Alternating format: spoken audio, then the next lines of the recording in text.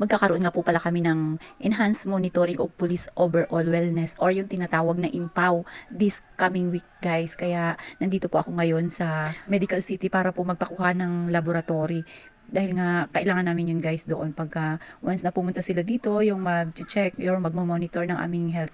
Ngayon lang po ako magpapalab dahil nung nakaraan nag-duty po ako kaya hindi ako nakaalis ng office at meron nga rin po pumunta doon sa amin yung mga magpapalaboratory, yung medical team. Kaya lang guys, parang sabi nga nila medyo mahal daw. Pero hindi po ako nakapunta rin noon dahil sobrang busy sa office Dami po nang ginagawa. Kaya sabi ko ito na lang pagka-off ko na lang saka ako magpapalaboratory. Total naman next week pa naman yun guys. Kaya ito na, grabe nga pong hanap-hanap nila sa ugat ko dahil hindi nga po makita kaya nilipat na naman dito sa kabilang kamay ko guys. Ayan, buti naman at lumabas na rin lumitaw na. Pagdating ko nga po dito halos kukunti pa lang din yung tao and then paglabas ko guys andyan na yung aking mga kasamahan, andyan na pala sila sa labas. Yung iba nga po dito rin nakapagpa-laboratory mga nakaraang araw kaya sila kukuha na lang ng kanilang result. Hindi na rin po ako nagtagal dahil po sabi ibabalikan na lang ang result. Kaya ayun guys, umuwi na po muna ako ng bahay dahil marami pa po akong gagawin doon at kailangan pa po nating mamalengke para sa ating little boy at doon kila nanay sa bahay guys. At ayan na nga po, nung pagdating ko nga po dito sa bahay habang nagpapahinga po ako, ayan, nakita ko yung ating little boy guys, umakyat na ng motor. Talagang nangingialam na rin at marunong na. O kita nyo nga, marunong nang bumaba mag-isa. Sobrang nakakatuwa na nga rin po talaga. Gusto ko nga pong matulog dahil parang hindi po ako nakatulog ng gusto doon sa office. Dahil syempre alam nyo guys, duty nga ba't ka nga matutulog naman? At yan nga guys, gustong-gusto ko talaga magpahinga nang bigla namang nag-text. Ito yung papa or tatay ni Yayam guys dahil nga magpapasundo. So kailangan natin mag-sacrifice at sunduin po muna natin, baka magreklamo na naman dahil nga sa sobrang taas na ng araw guys, nakakatamad na talaga lumabas ng bahay.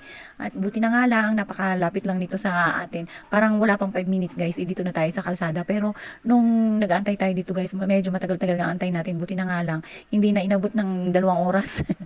Pero nga medyo matagal-tagal din po ako nag-antay. Muntik na akong umuwi dahil gutom na ako dahil nga magla-lunch na guys. Buti na nga lang habang nag-aantay ako doon tumawag po ako kay nanay na simulan ng palambutin ng aming karning lulutuin. Magluluto nga lang po kami ngayon ng nilaga dahil nga guys pagka sinigang medyo maasim siya. Parang ayaw ni Yayam ng maasim kaya sabi ko kay nanay instead na sinigang yung ating lulutuin yun na lang, nilaga na lang guys. At nilagyan na nga lang namin ng maraming mga panghalo para naman mabusog tayo at talagang yung ang gusto ko puro gulay lang. Dahil alam niyo na iniiwasan na natin ngayon yung karni guys.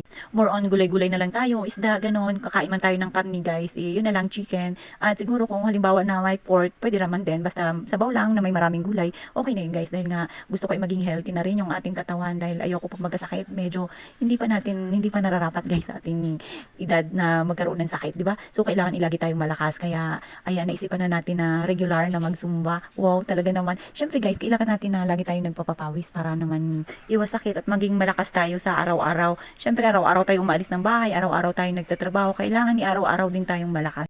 Buti na nga lang po inaisipan ko na to guys dahil medyo matagal-tagal na rin po tayong ini-invite dito na mag-join sa kanilang Zumba. At yan po yan, si ma'am po siya yung nag-invite sa akin. Kaya medyo pinag-isipan ko pa guys na matagal. Kasi syempre alam niyo na nung una inahiya pa tayo. Pero okay naman din po sila. Naramdaman ko po yung pag-welcome nila dito sa akin. Kaya ayun, nag-join ako guys at tinuloy-tuloy ko na nga. Maganda po kasi yung venue dito guys. Second floor siya pero malakas ang hangin Kung makikita niyo 'di ba? Open siya sa taas. At yung hangin talagang pasok na pasok.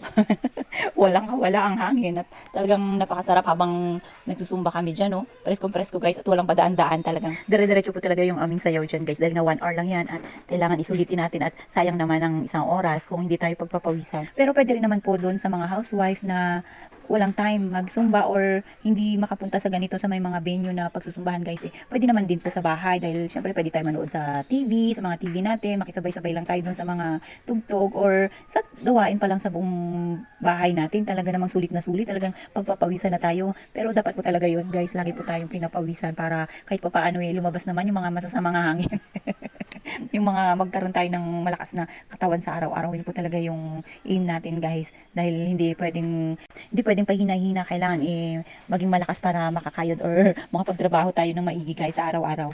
Kasi nga po guys, yun nga po sa sinasabi ko na bakit nga po mahalaga yung pagkakaroon ng pera or magkaroon ng pera yung mga babae. Dahil karamihan kasi sa ating mga lalaki, hindi ko naman po talaga nilalahat pero guys, halos karamihan po talaga feeling entitled sila na sila lang ang napapagod kasi nga sila lang yung nag-work para sa pamilya, sila lang yung naghahanap ng pera or yung naghahanap buhay, yung feeling nila masyado na tayong dependent sa kanila, tayong mga kababaihan, di ba? Yung iba nga okay lang na tratuhin ka or tayo nang hindi maganda kasi nga sa totoo lang, ang iba nararanasan po talaga yung ganyan, yung pagsasalita pa lang ng masakit or pagsasalitaan ka ng masasakit, walang pakinabang, kesyo walang kwenta. Tapos pagka meron kang mga iniindang sakit, hindi mo naman talaga mapipigilan na itago ang iyong mga nararamdaman or yung mga problema or yung hinanakit mo ba. Sasabihin ka pa na minsan madrama ka and minsan pa nga gagawan pa ng kalokohan. Doon pa nga lang talagang makikita mo na wala talaga silang pakialam sa'yo sa nararamdaman mo bilang isang asawa or isang babae. Tapos ikaw naman, wala kang magawa dahil nga wala kang pera, hindi ka makakilos or makaalis ng bahay para magpalipas sana ng sama ng loob. So titiisin mo na lang yung mga ginagawang di maganda sa iyo ng iyong asawa dahil nga sa nakakulong ka sa ganong sitwasyon. So imagine nyo, 'di ba? Aanakan ka nung time na meron kang work, sasabihin sa iyo huwag ka na muna mag-work. Diyan ka na lang muna sa bahay. Tapos yung akala mo maayos na kayo nung una at nung bandang huli ganun lang pala yung kahihinatnan ng pagtrato sa iyo. At syempre, sa pagiging ina given na yun guys, pagka sinabi ng asawa mo na hindi ka na muna magtatrabaho at sa bahay ka lang, talagang nandun na tayo na malulusyang ka, kaya minsan masasabi mo na talagang napaka-unfair ng buhay. Sa kabilang banda meron din naman po talagang mga lalaki na ibinibigay nila lahat, na walang halong panunumbat, na walang halong pagtatanong kung saan mo dinala ang pera or kung saan mo ginastos. Talagang yun ang masasabing paswertihan lang guys. Magluluto nga po pala ako ngayon ng pakbit guys. At yan, pinrepare ko na para doon ko nalulutuin sa baba. Kasi nga po yung aming gasol nag-stack up, so kailangan pa namin ipaayos ulit. Itatawag lang po natin to saglit at pupuntahan na lang nila dito guys mamaya.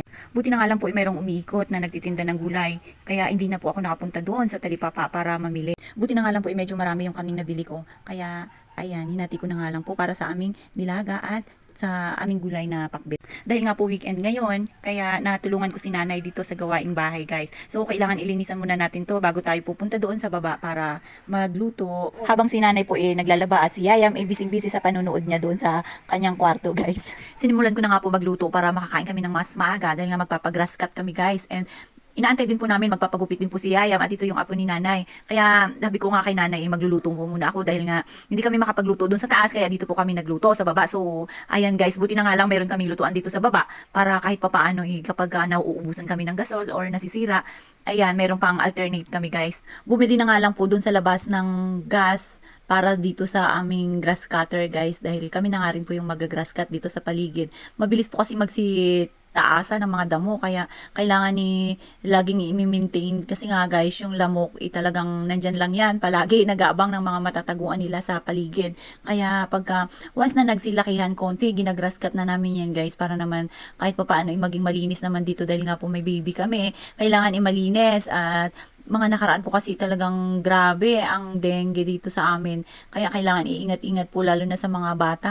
Mas lalong dadami pa nga yan yung lamok pagka nagtag-ulan na. Dahil nga naghahanap yan sila ng matataguan sa mga gulong, bote, or may mga naistakan ng tubig. Kaya yung mga bote namin dyan guys, syempre lagi namang may nagiinuman dito sa amin.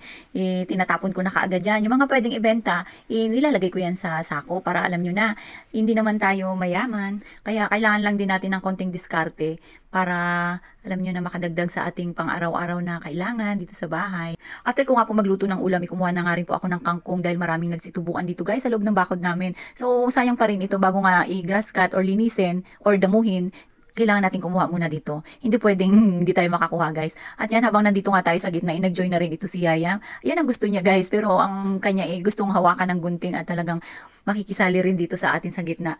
Kaya sabi ko kay nanay, itanggalin na at ipasok na sa loob dahil nga Makati dito guys.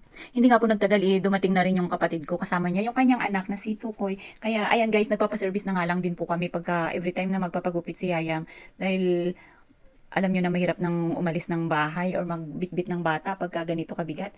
Kailangan dito na lang talaga sa bahay gugupitan, lalo pa ganyan. At tatlo naman din sila guys magpapagupit dito kasama yung apo ni nanay. Kaya ayan, sabi ko mauna na lang muna si Borjok, yung apo ni nanay, habang may ginagawa pa kami dahil ang tatay ni Yayam mayroon pa rin ginagawa at nag-aayos pa ng kanyang gagamiting grass cutter guys. So dahil nga busy pa sila or nauna na si Borjok, natapos na siyang gupitan guys.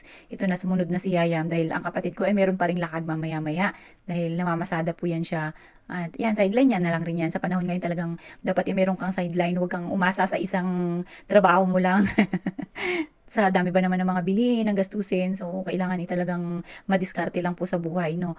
Yan nga po, dahil nga po ayaw magpaiwan ni Yayam or umupo mag-isa at hindi niya pa nga rin po pala kaya, guys. Kaya ako na, binuhat ko na siya at sa akin na umupo. Ako na yung ginawang upuan ng batang ito. Para kahit papaano inaalalayan ko rin at para hindi ba malikot guys at hindi siya masugatan. Ayan, niyakap ko na lang, talagang dalawa na kami ang tumanggap or sumalo ng mga buhok. Yan.